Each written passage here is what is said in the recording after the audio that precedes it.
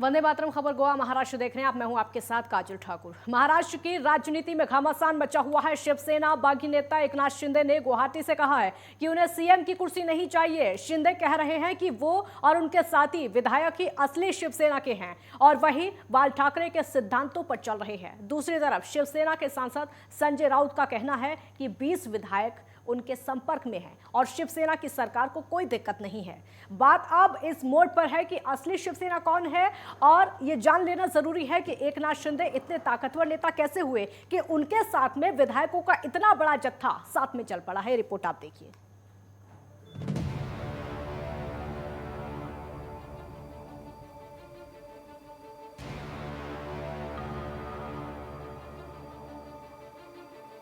कभी ठाणे की सड़क पर रिक्शा चलाने वाला एक शख्स सियासत में आज इतना ताकतवर हो चुका है कि उसके एक कदम से महाराष्ट्र की पूरी सियासत में हलचल मच गई है। इसका ही तेवर है कि महाराष्ट्र की राजनीति के धुरंधर शरद पवार भी मायूसी में कह रहे हैं कि शिवसेना के घर का मामला है, वे कुछ नहीं कह सकते। जबकि पहले माना जाता था कि महज 6 विधायकों के भरोसे राज्यसभा की सीट जिता देने वाले शरद पवार कुछ नहीं है, लेकिन जब पत्ते चलते हैं तो सब कुछ उनके मन मुताबिक होने लगता है। लेकिन यहाँ वो दूर से पूरे नजारे को देखने के लिए विवश हैं। एकनाथ शिंदे के तेवर को समझने से पहले ही जानना जरूरी होगा कि आखिर एकनाथ शिंदे की शिवसेना में क्या हैसियत रही। उनका ऐसा क्या करिश्मा है कि शिवसेना के 2/3 से ज्यादा विधायक उनके साथ खड़े हो गए। एकनाथ शिंदे मूलतः महाराष्ट्र के सतारा जिले के रहने वाले हैं। उनका परिवार 5 दशक पहले सतारा से ठाणे आकर बस गया था। उस समय एकनाथ शिंदे स्कूली छात्र थे। इसके बाद वे ठाणे में रिक्शा चलाने लगे। इस समय वे शिवसेना से प्रभावित हुए। बहुत जल्द वे ठाणे में शिवसेना नेता आनंद दिघे के संपर्क में आए। उस दौरान वे ठाणे डोंबिवली जैसे इलाकों में आनंद दिघे की तूती बोलती थी। आनंद दिघे का अपना प्रभाव था। उनकी हर बात को शिवसेना प्रमुख बाल ठाकरे बहुत महत्व दिया करते थे। एकनाथ शिंदे ने जल्द ही आनंद दिघे की गुडबुक में अपना नाम लिखवा लिया था। सबसे पहले वह पार्षद का चुनाव जीते। 2004 में वे महाराष्ट्र विधानसभा के लिए पहली बार चुने गए। आनंद दिघे के बाद वे ठाणे में शिवसेना के प्रमुख नेता हो गए। 2014 में एकनाथ शिंदे विपक्ष के नेता बने। राज्यसभा चुनाव के बाद शिंदे शिवसेना के उन नेताओं में थे जो नहीं चाहते थे कि शिवसेना कांग्रेस या एनसीपी के साथ सरकार बनाए। लेकिन जब पार्टी ने एक बार तय कर लिया कि पूरे मन से गठबंधन की सरकार बनने में जुट गई। एक समय तो ये भी लग रहा था कि एकनाथ शिंदे ही एनसीपी, कांग्रेस और शिवसेना का नेतृत्व करेंगे। लेकिन बाद में शरद पवार ने उद्धव ठाकरे के पक्ष में राय बनाई और उन्हें नेतृत्व करने के लिए कहा। ऐसे में एकनाथ शिंदे को ये उम्मीद थी कि उन्हें महत्वपूर्ण विभाग तो मिलेगा ही, साथ ही राज्य की राजनीति के लिए लिए जाने वाले फैसलों में भी उन्हें अहमियत मिलेगी। लेकिन ऐसा नहीं हुआ। शिंदे को कैबिनेट में मन के मुताबिक मंत्रालय नहीं मिला। 2 छोर पर उन्होंने अपनी अपेक्षा महसूस की। एक तरफ आदित्य ठाकरे का प्रभाव बढ़ता गया, उन्हें मंत्रिमंडल में शामिल किया गया। वे शिवसेना में अघोषित नंबर 2 की तरह दिखने लगे। दूसरी तरफ सांसद संजय राउत का प्रभाव तेजी से बढ़ने लगा। इन स्थितियों में एकनाथ शिंदे ने अपने आप को लगभग हाशिए में देखा। इन 2.5 सालों में हर समय शिंदे इस बात की कोशिश करते रहे कि संयुक्त सरकार के बावजूद हर बात पर शिवसेना कांग्रेस एनसीपी की हाँ में हाँ मिलाते नजर आए। यहाँ तक कि वे राज्यसभा में कांग्रेस के समर्थन के पक्ष में भी नहीं थे। महाराष्ट्र में राज्यसभा और फिर विधान परिषद के चुनाव में जिस तरह से शिवसेना में सेंध लगी, उससे पार्टी सख्ते में आई। शिवसेना यही जानने समझने की कोशिश कर रही थी कि आखिर वो कौन विधायक हो सकते हैं जिन्होंने दोनों बार क्रॉस वोटिंग की है। महाराष्ट्र के बड़े बड़े सियासी पंडितों को भी इस बात का एहसास नहीं था कि चुनाव के एक दिन बाद इस तरह की बगावत शिवसेना को देखनी पड़ सकती है। एकनाथ शिंदे का कौशल था कि वे अपने साथ लगभग 40 विधायकों का टोला सूरत ले गए, लेकिन महाराष्ट्र में किसी को उसका पता नहीं चला। जब विधायकों के फोन नॉट रीचेबल आने शुरू हुए तो शिवसेना में खलबली मची। एकनाथ शिंदे अपने पत्ते बहुत होशियारी से चल रहे थे। उन्होंने मुंबई से दूर सूरत और गुवाहाटी से जो संदेश भेजे या भिजवाए, उनमें शिवसेना के विद्रोही की बात नहीं कही, बल्कि वे अपने को बाल ठाकरे का सच्चा सिपाही कहकर असली शिवसैनिक होने की बात कह रहे हैं। उन्होंने शिवसेना की दुखती रग पर हाथ फेरते हुए उनके हिंदुत्व से दूर होने का आरोप भी जड़ दिया। बल्कि शिंदे ने इसे ही अपनी नाराजगी का आधार बताया है। उन्होंने किसी पद कुर्सी की बात नहीं की। Desk report, network 10।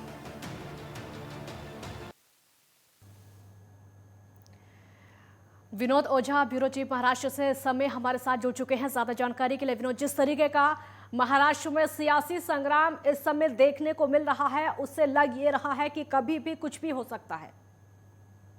बिल्कुल काजल, ये करीब करीब तय हो गया है कि अभी जी। क्या होना है क्या नहीं। ये देखिए कि अधिकतर आमदार जितने उनको चाहिए उतने विधायक एकनाथ शिंदे के साथ में मौजूद है। इसका मतलब सीधा सीधा है कि वो अपना दावा करने जा रहे हैं और कानून भी उन्हीं को मदद करेगा क्योंकि उनके साथ में नंबर्स है। नंबर का खेल बार बार महाराष्ट्र में कहा जा रहा है और बार बार ये शिवसेना की तरफ से बात कही जा रही है, उद्धव ठाकरे की तरफ से, और एकनाथ शिंदे की तरफ से भी वही बात की जा रही है, क्योंकि नंबर का खेल दोनों तरफ है। इधर ज्यादा हो सकते हैं या फिर उधर ज्यादा हो सकते हैं। बीच में बीजेपी तैयार है। नहीं, बिल्कुल बीजेपी तैयार है और कहीं ना कहीं अंदरूनी इन लोगों की बातचीत भी हो रही होगी, क्योंकि राजनीति में ये सब चीजें चलती रहती है और जितने लोगों को दिखाया जाता है उससे हट करके अंदर की बातें होती हैं और ये सब लोग जानते हैं। तो जरूर भाजपा के साथ में तो उनकी बातें हो ही रही होंगी, लेकिन अभी तक खुल करके भाजपा भी सामने नहीं आई है कि हमारे साथ कोई भी गठजोड़ एकनाथ शिंदे के साथ में चल रही है या बातचीत चल रहा है। और ऐसी जानकारी भी मिली है जी कि भाजपा ने अपना ऑफर ऑलरेडी एकनाथ शिंदे को दे दिया है। उनके कितने मंत्री उनको देंगे, क्या क्या शर्तें होंगी, वो सारी चीजें दे दी गई है, ऐसी भी जानकारी मिल रही है। पवार के घर पे लंबे समय तक बैठक चली, बहुत देर तक बैठक चली। उस बैठक से निकलकर क्या सामने आया? बहुत देर तक बैठक चली और पवार के घर पे बैठक में जो भी चर्चा हुई उसमें डैमेज कंट्रोल की बहुत ज्यादा गुंजाइश नहीं है, क्योंकि उनके घर पे जो मीटिंग हुई है उसमें कुछ बड़े नेता एनसीपी के शामिल हुए थे। उनके आमदार की मीटिंग होनी थी, पार्टी की मीटिंग होनी थी, लेकिन वो कुछ समय के लिए टाल दी गई। लेकिन सभी विधायकों को ऐसा निर्देश दिया गया है कि सभी लोग मुंबई पहुंचे। हम देख रहे हैं कि शिवसेना के विधायक वहां पर पहुंचे हुए हैं। एकनाथ शिंदे लगातार चुनौती दे रहे हैं और वो हस्ताक्षर वाला जो एक लेटर है वो भी जारी किया, लेकिन औपचारिक तौर पर हम देख रहे हैं कि एनसीपी और कांग्रेस सामने आकर कुछ भी बोलने को तैयार नहीं। भले ही अंदर खाने मीटिंग चल रही है, लेकिन सामने आने को कोई भी तैयार नहीं है कि हो क्या रहा है। सिर्फ और सिर्फ शिवसेना का अंदरूनी मामला इसको बताया जा रहा है। बिल्कुल बिल्कुल, दोनों पार्टियां पता झाड़ रही हैं, दोनों को कुछ कहने के लिए रहा नहीं है और वही कह रहे हैं कि हम लोग हर तरीके से उद्धव ठाकरे के साथ हैं, इस सरकार के साथ हैं। आज एक अजीबोगरीब घटना हुई कि दो आमदार और आए हैं, दो विधायक आज आए और संजय राउत ने उनको लेकर के प्रेस कॉन्फ्रेंस भी किया। दोनों विधायकों का कहना है कि हमको जबरन सूरत में लाया गया था और सूरत से हम लोग काफी दूर पैदल चल करके निकल के आए हैं। उद्धव ठाकरे ने एक और बात कही थी कि मैं इस्तीफे के लिए तैयार हूं। जो विधायक हैं अगर मेरे सामने आकर कहें तब मैं इस्तीफा दूंगा, लेकिन अभी वो विधायक आने को तैयार नहीं है। सिर्फ और सिर्फ उनके जो हस्ताक्षर हैं, अभी वो लेटर सामने आया है। अगर वो विधायक सामने आते हैं तो उसके बाद कुछ ना कुछ हो जाएगा। इससे ये पता चलता है कि एकनाथ शिंदे दावा तो कर रहे हैं कि विधायक 34 विधायक उनके साथ में है, लेकिन विधायकों की तरफ से कोई बयान सामने नहीं आया अभी तक। बिल्कुल नहीं आया है। जबरन वाली बात, जैसा कि जबरन वाली बात भी आप बता रहे हैं। नहीं, वो नहीं बोले, लेकिन संजय राउत ने आज एक प्रेस कॉन्फ्रेंस की है और दो विधायकों को सामने लाए हैं। दोनों विधायकों के जबानी ये बुलवाया गया है कि हमको ऐसे ऐसे तकलीफ हुई थी और सूरत में हमको लाया गया था। और जहां तक मेजॉरिटी का सवाल है तो मेजॉरिटी तो एकनाथ शिंदे के साथ है, जग जाहिर है, क्योंकि सिग्नेचर भी आ गए हैं विधायकों के। और कल एक इमोशनल उनका एड्रेस जरूर हुआ था पब्लिक को उद्धव ठाकरे का, और कल उद्धव ठाकरे ने कहा था कि अगर एकनाथ शिंदे और विधायक ग्रुप जो भी गुवाहाटी में रुका हुआ है, अगर वो लोग सामने आते हैं और कहते हैं तो मैं अपना इस्तीफा देने को तैयार हूं। और उसी सिलसिले में कल वो वर्षा अपना जो सरकारी आवास था वो छोड़कर मातोश्री में शिफ्ट हो गए। सरकारी आवास छोड़ने की बात भी कही जा रही है और तीनों पार्टियों में खलबली भी मच रही है। उधर बीजेपी तैयार है और बीजेपी दफ्तर की सुरक्षा को बढ़ा दिया गया है। इस सबसे लगता यह है कि शायद महाराष्ट्र की सरकार बहुत जल्द गिर जाए अगर बहुमत उद्धव ठाकरे के साथ नहीं हुआ तो। अब तक के जो आंकड़े हैं वो यही बता रहे हैं, अब तक की जो संख्या है वो यही बता रही है। देखिए, ये तो अब साफ हो गया है कि उद्धव ठाकरे के साथ नंबर्स नहीं है और जब उनके साथ नंबर्स नहीं है, उसी को लेकर के उन्होंने कल वर्षा खाली कर दिया जो उनका सरकारी निवास था और मातोश्री में आ गए। तो वो तो सबको मालूम है और ये जो कांग्रेस और एनसीपी उनकी सहयोगी पार्टियां हैं, इनको भी मालूम है कि नंबर्स उद्धव ठाकरे के साथ नहीं है। आने वाले कुछ समय में ये स्थिति साफ होगी और लगता है कि जैसा कुछ टाइम पहले जब अजीत पवार ने शपथ ली थी देवेंद्र फडणवीस के साथ में, वही स्थिति फिर से दोहराई जाएगी। लेकिन चूंकि उस टाइम में गलत हो गया था, इसलिए अभी सब लोग फूंक फूंक के कदम रख रहे हैं। असली शिवसेना किसकी है, ये बहुत बड़ा सवाल इस समय चल रहा है कि असली शिवसेना में कौन है। एकनाथ शिंदे हैं, उद्धव ठाकरे हैं। ये अजीब सी लड़ाई चल पड़ी है। एक पार्टी के होते हुए भी असली शिवसेना की बात सामने आ रही है।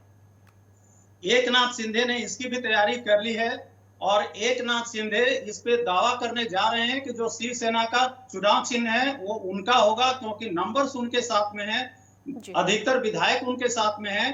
और लगता है कि कुछ टाइम बाद शाम को या सुबह में जब भी हो वो राज्यपाल को ये दावा करेंगे और उनकी तैयारी निवडणूक आयोग को भी, चुनाव आयोग के पास भी जाने का है ये चुनाव चिन्ह को लेकर। तो जाहिर सी बात है जब उनके पास नंबर रहेगा तो वो दावा जरूर करेंगे। बहुत शुक्रिया आपका इस पूरी जानकारी के लिए। तो उनके पास नंबर्स अगर रहेंगे तभी दावा किया जा सकता है, लेकिन फिलहाल उद्धव ठाकरे के पास नंबर्स नहीं है। खेल आंकड़ों का है, कभी भी महाराष्ट्र की सियासत में कुछ भी हो सकता है। एक ब्रेक यहां पर रुकेंगे, जल्द लौटेंगे।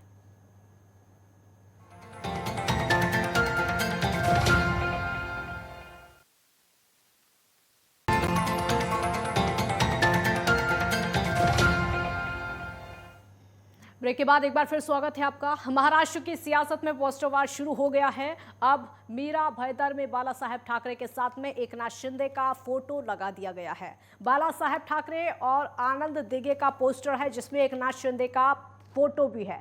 पोस्टर में लिखा है कि प्रजा के लोकनाथ एकनाथ। हिंदू हृदय सम्राट शिवसेना प्रमुख बाला साहेब ठाकरे के हिंदू समर्थक विचारों को आत्मसात करना और धर्मवीर आनंद दिघे साहेब की शिक्षाओं को आगे बढ़ाना। एकनाथ जी शिंदे साहब को ढेर सारी शुभकामनाएं। ऐसे में अब एकनाथ शिंदे क्या फैसला लेते हैं, इस पर सभी की निगाहें टिकी हुई हैं। इसी बीच संजय राउत ने स्वीकार किया है कि कुछ एमएलए साथ छोड़ गए हैं और वहीं दूसरी ओर उद्धव ठाकरे ने इमोशनल कार्ड खेला है।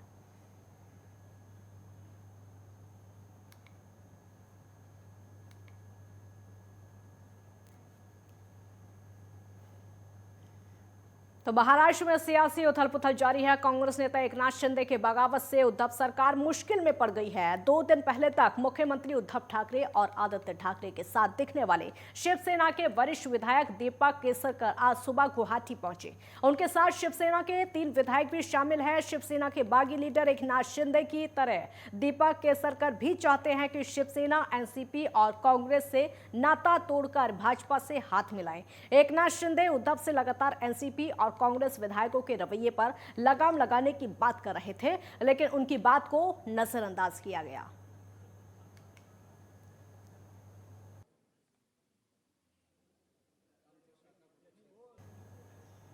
नांदेड़ शहर में अलग अलग जगहों पर साहेब हम आपके साथ हैं के अंदाज में बैनर लगाए गए हैं। एकनाथ शिंदे और उनके साथ में बगावत करने वाले विधायक के बगावत से राज्य में शिवसेना के विद्रोह के बाद नांदेड़ के तीनों जिला प्रमुख ने बाला साहेब ठाकरे, उद्धव ठाकरे और आदित्य ठाकरे की तस्वीरों वाले बैनर लगाए हैं और बैनर पर 3 जिलाध्यक्षों के नाम हैं। शिवसेना जिला प्रमुख दत्ता पाटिल कोकाटे, आनंद राव बोडारे और उमेश मुंडे का नाम शामिल है।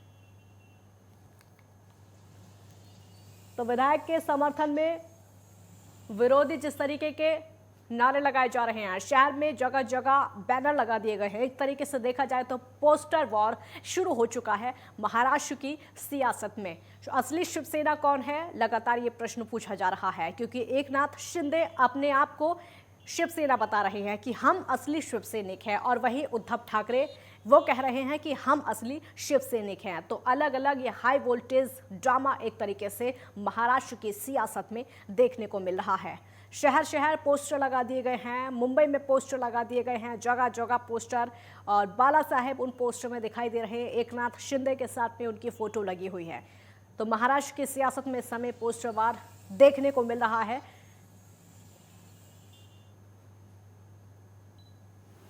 नांदेड़ शहर में जो तुम नाम फलक देखे शिवसेना पक्ष प्रमुख माननीय उद्धव जी ठाकरे साहब के साथ नांदेड़ की पूरी शिवसेना और शिवसैनिक और उत्तर मतदार के मतदार व शिवसैनिक उनका मेरे को कल से फोन पे बातचीत चालू है।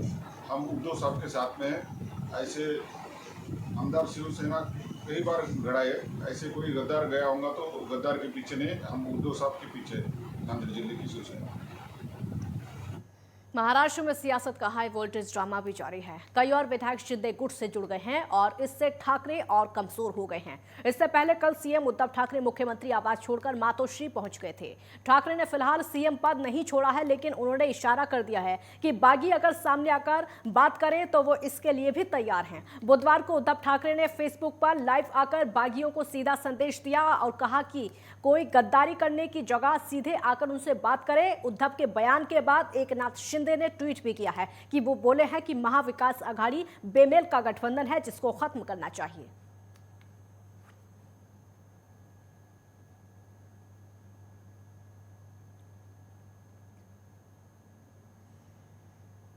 महाराष्ट्र में चल रहे सियासी महाभारत के बीच में कांग्रेस महासचिव प्रियंका गांधी मुंबई पहुंच गई हैं। हालांकि प्रियंका गांधी का यह दौरा निजी बताने की कोशिश लगातार की जा रही है, लेकिन अब नजर इस बात पर भी है कि प्रियंका मुंबई में किससे मिलती हैं। आपको बता दें कि एक तरफ आज शरद पवार भी मीटिंग करने वाले हैं और उद्धव ठाकरे की भी विधायकों के साथ में बैठक चल रही है। तमाम बैठकों का दौर इस वक्त चल रहा है। इससे पहले महाराष्ट्र प्रदेश कांग्रेस प्रमुख नाना पटोले ने बुधवार को कहा था कि मुख्यमंत्री उद्धव ठाकरे ने साफ कर दिया है कि विधानसभा को भंग करने की सिफारिश करने का कोई प्रस्ताव नहीं है।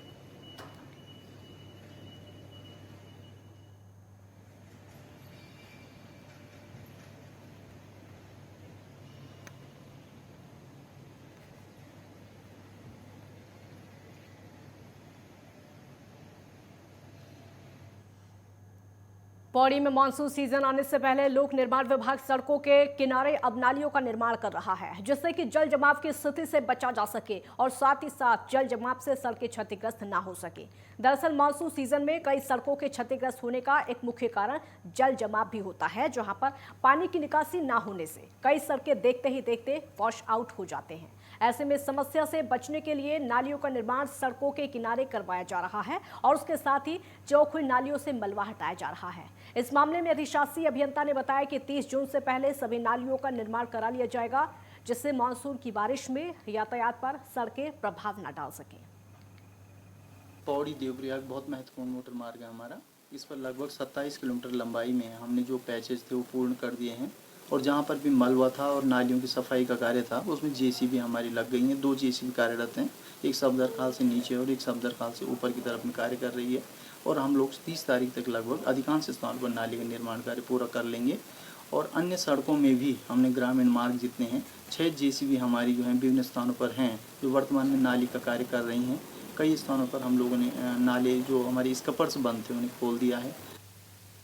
सोनप्रयाग से 5,600 तीर्थयात्रियों का पहला दल केदारनाथ के लिए रवाना हो गया। बुधवार को 5,414 पुरुष, 3,442 महिला और 167 नौनिहालों समेत 9,023 तीर्थयात्रियों ने बाबा केदारनाथ के दर्शन किए। आपको बता दें कि अभी तक 7,75,528 तीर्थयात्री बाबा केदारनाथ के दर्शन कर चुके हैं और केदार घाटी में मानसून के लौटने से केदारनाथ धाम आने वाले तीर्थयात्रियों की संख्या में लगातार गिरावट देखी जा रही है।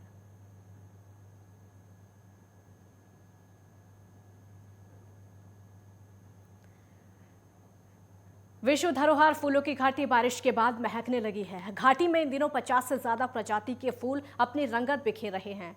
घाटी में देश विदेशी सैलानी इन दिनों घाटी का दीदार करने के लिए पहुंच रहे हैं और आपको बता दें कि फूलों की घाटी 1 जून से पर्यटकों के लिए खोल दी गई थी, लेकिन इस साल जून महीने के पहले सप्ताह में बारिश के ना होने से कम मात्रा में फूल खिले थे। जैसे ही बारिश शुरू हुई तो घाटी रंग बिरंगे फूलों से महक उठी।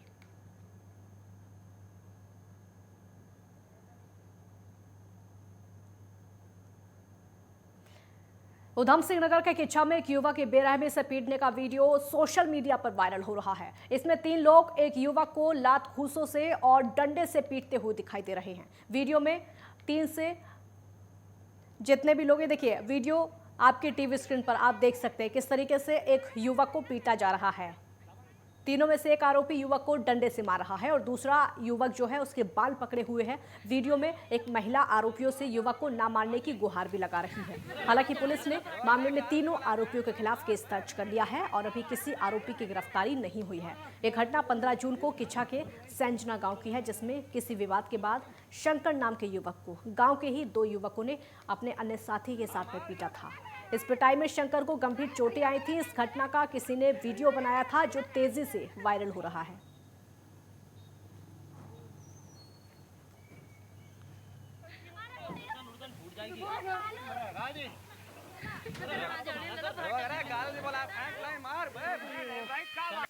इसमें ग्राम सेंजना से ये प्रकरण प्रकाश में आया है, जिसमें थाना किच्छा में इसमें मुकदमा पंजीकृत है और इसमें जो है इसकी इन्वेस्टिगेशन की जा रही है। इसमें जो पीड़ित पक्ष है वो मिला था और उन्होंने अपनी कुछ बातें और कुछ अपने तथ्य हमारे सामने प्रस्तुत किए थे। तो वो चीजें हम लोगों ने आईओ को फॉरवर्ड कर दी है और इसमें इन्वेस्टिगेशन की जा रही है और इसमें क्षेत्राधिकारी को भी निर्देशित किया गया है कि जो भी तथ्य प्रकाश में आए हैं उसके हिसाब से इसमें परीक्षण करके और इसकी गहनता से विवेचना की जाए और जो वीडियो वायरल किया गया है उसका भी संज्ञान उस विवेचना के दौरान लिया जाए। खबरों में फिलहाल इतना ही। आप देख रहे हैं नेटवर्क 10। जय हिंद।